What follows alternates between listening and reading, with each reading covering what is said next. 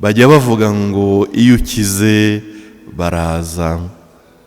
Ikibazo rero kibaho nuko uko abantu bagenda bakira bikuraho abo batareshya, bakabyitirira nanone wa mugani w'ikinyarwanda ngo amaboko atareshya ntagira gute.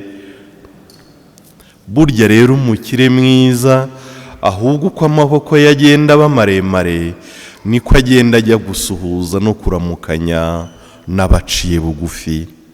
Nguko uko dukoresha neza bintu Imana yaduhaye, nguko gukoresha ifaranga neza.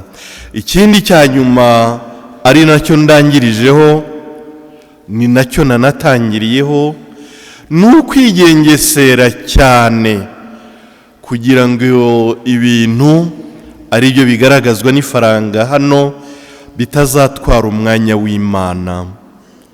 Ntuzabura umwanya wo gusenga ngo nuko urimo kwiruka inyuma ya bintu.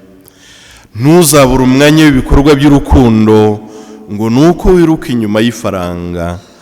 Urakaryiruka inyuma uribone, ariko ntuzibagirwe ko ridufasha n'ibikorwa by'urukundo. Ntuzibagirwe abaciye bugufi ngo nuko wowe ryakuzamuye, ahubwo ko ugenda uzamuka ujya urushaho guca bugufi, wibuka abaciye bugufi, nguko uko bakoresha neza umutungo n'ibyiza Imana yaduhaye.